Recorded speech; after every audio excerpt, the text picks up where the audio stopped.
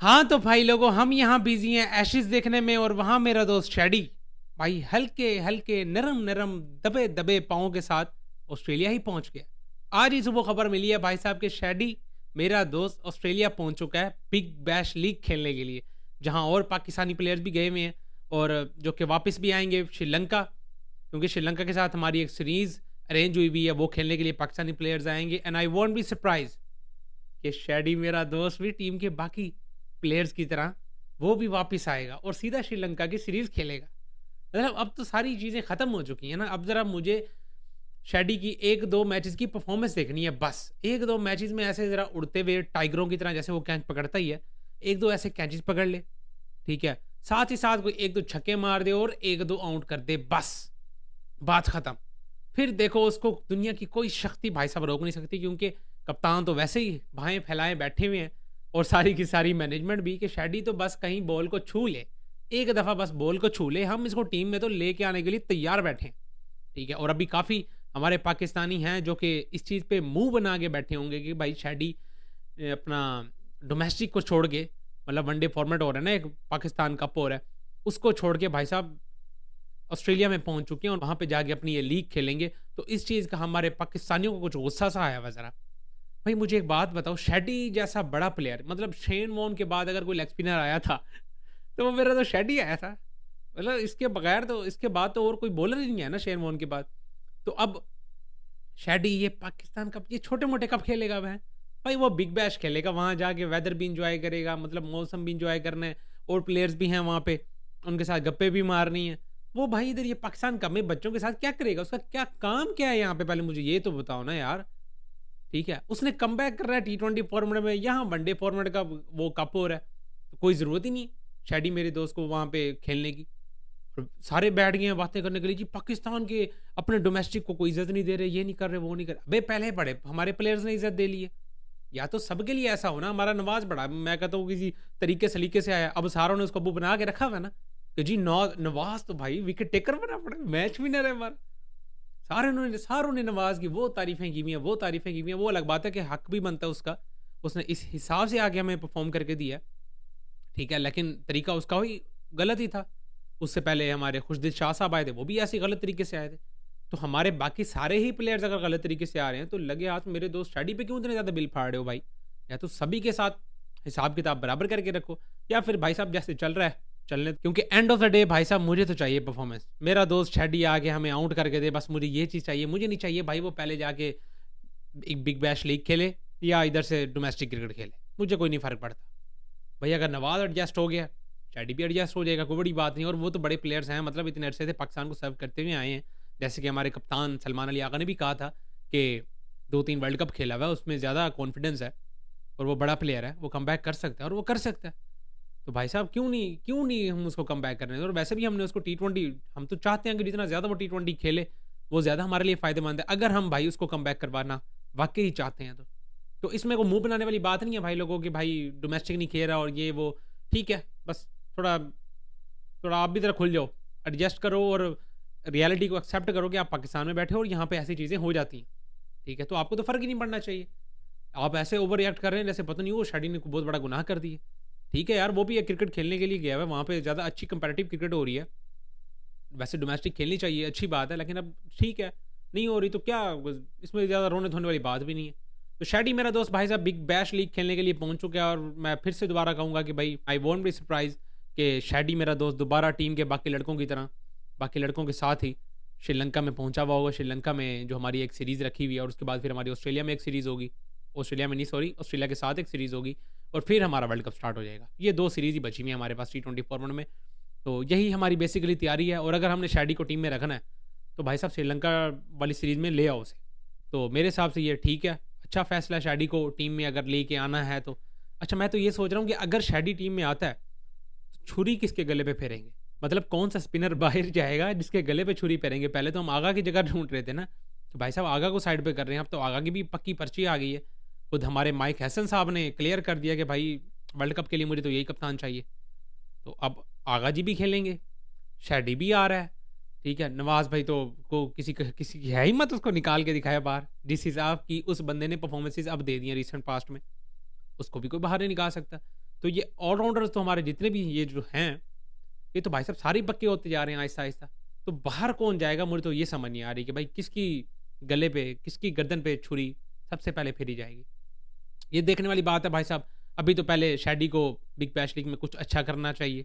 ये चीज़ देखने वाली है कि बिग बैश में उसकी क्या परफ़ॉर्मेंस होगी। ज़ाहिर-सी बात है वहाँ अगर अच्छी कुछ परफ़ॉर्मेंस देगा तभी तो टीम में आएगा, वरना भाई कुछ ज़्यादा कुछ समझ नहीं आ रही मुझे। तो ये सूरत-ए-हाल था भाई साहब शैडी मेरे दोस्त का, ऑस्ट्रेलिया पहुँच चुके हैं और इस पे बहुत ज़्यादा रौला मचा के बैठी हुई है हमारी पाकिस्तानी माम। अब ज़रा बात करते हैं भाई साहब एशेज़ पे। एशेज़ पे जो एक ड्रामा सा एक बना हुआ है भाई साहब, हेडन ने जो बात कर दी है। भाई पहले तो मुझे एक बात बताओ, जिस हिसाब का इसका पोस्चर है, जितनी बड़ी इसकी लाश है, ये जो इसने बात कर दी थी, मैं कहता हूँ हो जाती अनहोनी। जैसे आज ऑस्ट्रेलिया खेली है, सबने अच्छी बैटिंग की है, लेकिन 100 किसी का भी नहीं हुआ। इसी हिसाब से अगर इंग्लैंड की तरफ से जो रूट अगर सेंचुरी स्कोर ना करते इस पूरे टूर में, क्योंकि कोई बड़ी बात नहीं थी, मतलब 70-80 तक जाता है लेकिन 100 ना कर पाता। तब मुझे बताओ, ये इतना बड़ा मैं कहता हूँ डायनासोर के ज़माने का बंदा, ठीक है, ये जो इसने बात करती थी, क्या वाक़ई अपनी बात पे पूरा उतरता? मतलब क्या वाक़ई ये बंदा एमसीजी के चक्कर मारता? क्या वाक़ई ये बंदा नंगा घूमता पूरे एमसीजी के ग्राउंड में? मतलब यार कुछ सोचते नहीं है, पता नहीं अंग्रेज़ सारे यूँ यहाँ से ख़त्म है क्या? लोग कुछ भी बैठ के अपनी बात कर देते हैं। हालाँकि हो ना ऑस्ट्रेलिया का हो बंदा, भाई मैथ्यू हेडन भी ऑस्ट्रेलिया का है। ऑस्ट्रेलिया के किसी बंदे के बारे में इस तरह की कोई बात करे, समझ भी है। ओपोनेंट्स का बंदा है वो जो रूट, और उसके बारे में बात कर रहा है कि अगर ये बंदा इस टूर पे शो नहीं करेगा तो मैं नंगा डांस करूँगा, मैं नंगा चक्कर मारूँगा एमसीजी के। यार अजीब ही वैसे हिसाब किताब है, और उसकी तो खुद बेटी अब इंस्टा पे आके स्टोरियाँ वगैरह लगाती फिर रही है कि भाई जो रूट तेरी मेहरबानी, तूने हमें तूने हमें बचा लिया यार, कसम से बचा लिया, वरना मेरा बढ़ो तो इस उम्र में सठिया गया बिल्कुल। उसको नहीं पता कि मैं क्या बात कर रहा हूँ और क्या बात करनी चाहिए मुझे। भाई साहब मैं तो वैसे अभी इमेजिन नहीं कर पा रहा कि यार सोचो कि इस पूरे टूर पे नहीं लगी यार उस बंदे की सेंचुरी।